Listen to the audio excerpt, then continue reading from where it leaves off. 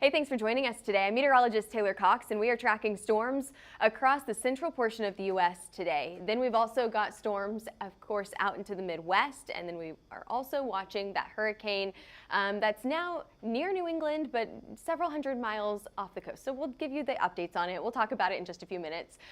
Don't underestimate a marginal risk. A marginal risk, now even though that's a level 1 risk for storms today, those storms, if they target the right areas, could be very impactful. We're talking about large hail from places like Denver to Omaha, Minneapolis are all in the hail risk for today.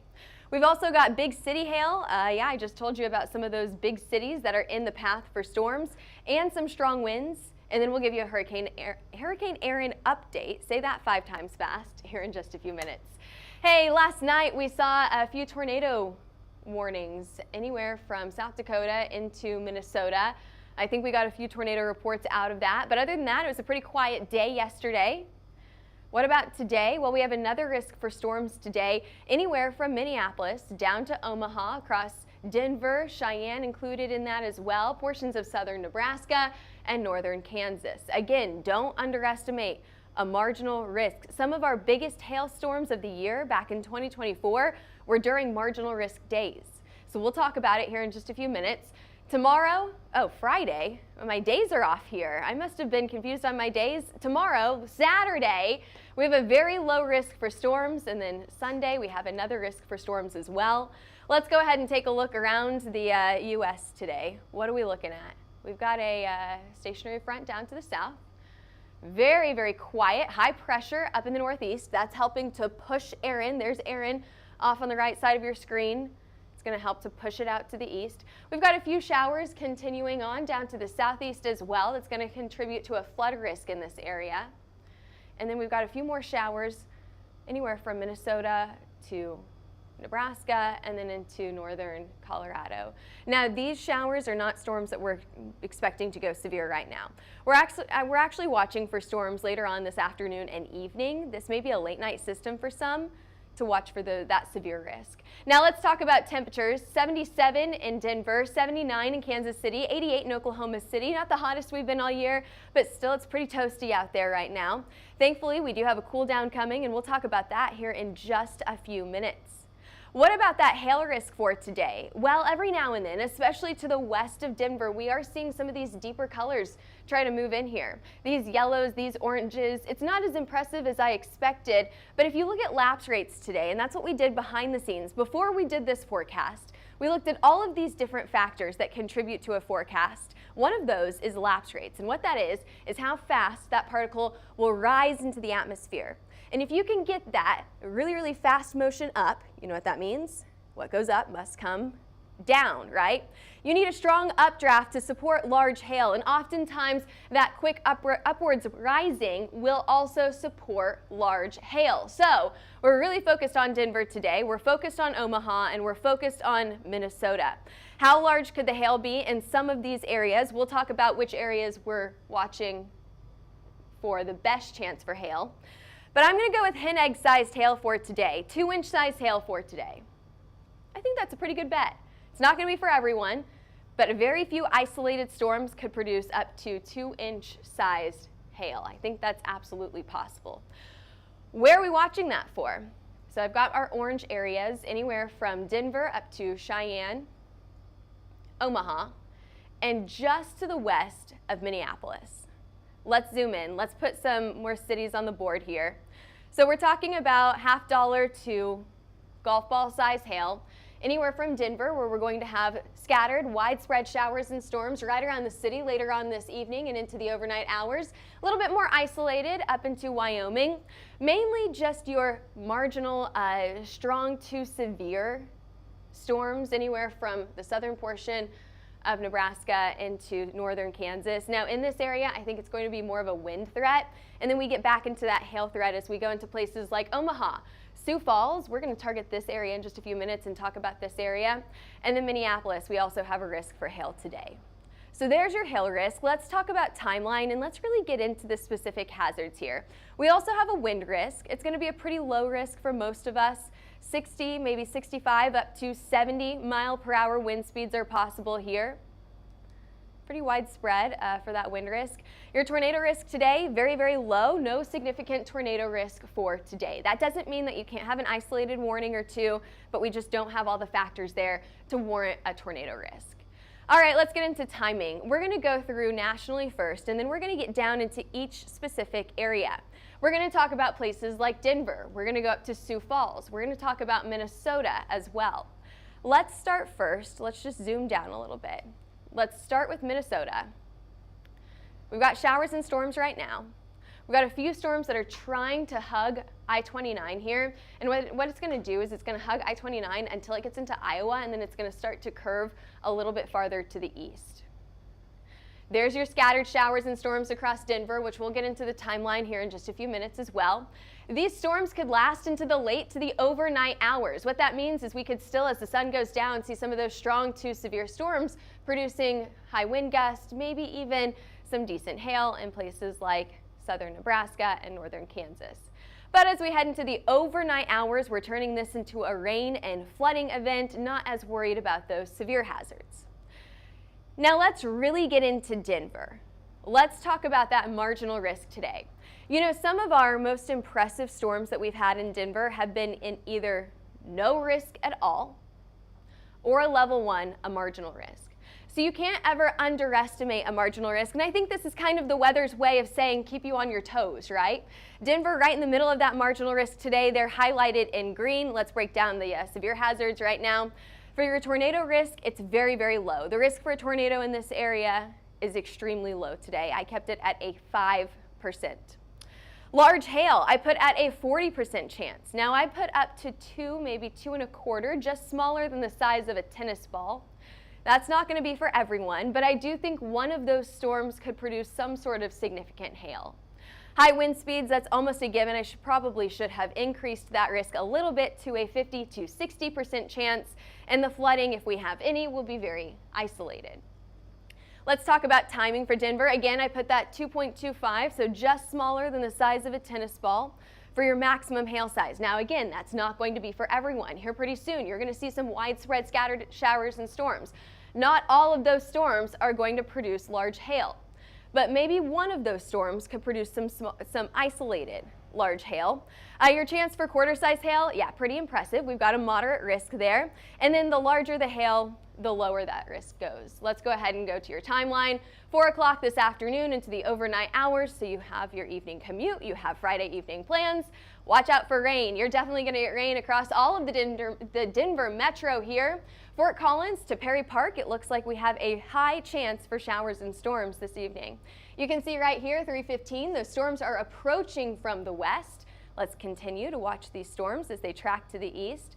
Not just one round of storms. Maybe you get a break. You get a break for enough time to go out to dinner, and then more storms coming in as we head into sundown, or a little bit after sundown. What is that, 9:30? The sun's down at that point. It's dark at this point. Continuing through the overnight hours, you may have another strike of lightning, rumble of thunder, but for the most part, those storms will be done after midnight. Let's now move up to places like Sioux City, Omaha. We have a marginal risk in this area as well. So we're talking about Sioux City. So here's Sioux Falls just to the north, Sioux City, there's Omaha, and then there's Iowa. I know that we're really zoomed in, so I'm trying to get you adjusted to where we are. So there's a nice storm, 5:30 this evening. Let's continue into the overnight hours. A little bit more widespread, more storm development as we head into the evening, late evening hours after dinner. So if this storm doesn't produce anything interesting, wait until after dinner. You could have a few more storms develop, and maybe that will hit in Omaha. And then it becomes a rain event, mainly in places like Kansas City, early tomorrow morning. We also have a very low wind event possibility in places like Phoenix and Tucson this evening. 60, 65 mile per hour wind speeds are definitely possible in this area. There you go, there's your timeline. If we have any questions on a specific place, let us know in the comments section, and I can always get back after this forecast is over and we can talk about timelines for each of your cities or even hazards for each of your cities. Alrighty, let's talk about the first hurricane of the season, Hurricane Erin. Now, Hurricane Erin was not only the first hurricane of the season, but it was also the first major hurricane, intensifying very, very quickly. So rapid intensification was seen late Friday night and into early Saturday morning. We went from a Category 1 to a Category 5 hurricane very, very fast. After that, it became less about the intensity of this storm, and it became more about the size of this storm. We saw this storm grow and grow and grow as it took a turn to the north and then back to the northeast over the early portion of the work week. Watch how big this storm is. I mean, it's the size of several different states. If you look at it from north-south and even east-west, we got some of those hurricane outer bands, just some cloud cover across places like North Carolina and Virginia, while this storm was still several hundred miles off the shore. Finally, as it got into some cooler water, this hurricane started to de-intensify, so it started to weaken back into a Category 1 hurricane, and that's where we find it today. So let's talk about the forecast. Right now, this storm is sitting just off the east coast, again, several hundred miles off the east coast here. It's moving pretty fast. It's picked up speed. Usually we see these storms at about 12 to maybe 15 miles an hour, and this storm is moving at 28 miles an hour, so that may not seem very fast, but it is. We've got a 956 millibar, which actually is pretty impressive for a Cat 1, but your wind speeds aren't as impressive as they were earlier this week. Earlier this week we saw 140 miles an hour. Now we are at 90 miles an hour. It also has disorganized pretty significantly. You really can't see that spin as much as you could even just 24 hours ago. So let's talk about the forecast. It is expected to weaken into a low pressure system or a post-tropical cyclone as it continues to track up to the north and then off to the northeast over the weekend. This was a long-lived storm. We've been talking about this storm for over 7 days. Now it's going to become someone else's problem. As it continues to track to the east, it's going to be something to watch in the UK. However, we've got our eye on the next system. So let's bring you back down to the south. There's your tropical islands down here, right? We've got the Antilles down here. We've got the Leeward Islands. We've got Invest 90L highlighted there in red. Pressure right now, a little over 1,000 millibars, so we're not terribly concerned with this. It's just a group of disorganized storms at this point. However, this group of disorganized storms has a high likelihood over the next 2 days to turn into our next tropical system. Our next tropical cyclone, actually. Farther down to the south and east, we have a 40% chance over the next 2 days, but a more promising chance over the next 5 to 7 days for Invest 99L. Now, both of these invests right now, which basically means that the National Hurricane Center is interested in these storms. They're sending hurricane hunters out to these storms to gather pivotal information about their pressure, about their movement, about their wind speeds, about their location. And then they can determine where they expect this storm to go. You know, it's not uncommon whenever we see a major storm like Erin to then get more storms that follow in Erin's wake. So I do think that we have flipped that switch on to a more active hurricane season. We're going to see this continue, this activity continue over the next few weeks. So what did I say earlier? We've got an 80–90% chance to see a tropical cyclone very, very soon. That name will be Fernand. After that, we'll go to Gabrielle. Humberto after that, Imelda, Jerry, Karen, and Lorenzo. We expect to have all of these names this year. Our average for named storms, just every single hurricane season, if you took all of the numbers that we have for named storms all together, and then you average them, what do you get? You get about 14 named storms every season. 7 of those will become hurricanes, 3 of those major hurricanes. Last year, we overperformed. We had 18 total named storms with 11 hurricanes and 5 major hurricanes, and we expect to have about the same number this year. Little less than last year, but still above average. So we're at, what are we at, 5 named storms right now. We're expecting to at least have 7 more, if not 12 more. 6 to 10 hurricanes of those named storms, and 2 to 3 of those to be major hurricanes. So that's our 2025 forecast. We made this back in January, and we are still sticking by this today. It's very, very normal for us to start out very slow for tropical cyclone season, hurricane season. But not all of these storms are hurricanes, right? Some of them are just tropical storms. We start to see that as a big increase as we head into the end of August. First 2 weeks of September are always very active, and then we'll start to see that activity decrease as we head into October. And there's your forecast for today. Tomorrow it looks pretty quiet. Your severe risk for tomorrow is very, very low. You're still going to have some rain out there, and thankfully it's looking like some cooler weather is moving in as well. Not only for tomorrow, but also for the end of August. Okay, check out tomorrow. So here's Saturday. Temperatures are cooler for almost everyone across the plains. Denver to Billings to Minneapolis, even Oklahoma City and Texas all get in on this cooler weather. That's so nice. It's like a taste of fall this weekend. This will continue as we head into early Monday as well. Temperatures, they drop from the 90s to highs in the, okay, what can we get here? Can we get highs in the low 90s? Okay, I'll take it. Highs in the 70s out in Denver. Can we get even colder than that?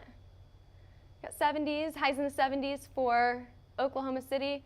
I'll take it. That's very fall-like, right? That's amazing. 70s in August, we will take that here in Oklahoma City. Thankfully, this is not going to slow down anytime soon. It looks like our cooler temperatures will continue as we head into the end of August here. We're looking at the last few days of August at this point. A warm up on the West Coast, but everyone else gets those nice fall temperatures. We have a significant cool down coming, not just for a few days, but for several days in a row. We also have a not only cooler but wetter week ahead, not only next week, but the following week as we head into the end of August. So next 10 days, cooler and wetter. That looks like the big forecast there. Thanks for watching today. We appreciate you hopping on here. Follow, of course, for more weather updates, but we also post really cool hurricane hunter videos. We post really cool storm chasing videos. We keep you up to date, not only on the weather that's happening right now, but really, really cool pictures and videos. If you're weather nerds like us, you're gonna love it. Follow us on Twitter, Facebook, Instagram, YouTube, and TikTok, and give us a call at 855-334-4245 for more weather information about our hail, wind, and tornado maps. So we have a team of meteorologists here at Hail Trace that will map these different storms. What's happening in these storms? Is it hailing? Is it high wind? Is it a tornado on the ground? We'll map it for you. So give us a call for those subscriptions. Email us at info@hailtrace.com and head over to our website for more information. All right, thanks for watching on this Friday. Happy Friday. Welcome to almost the weekend. And we'll see you back here for your forecast on Monday.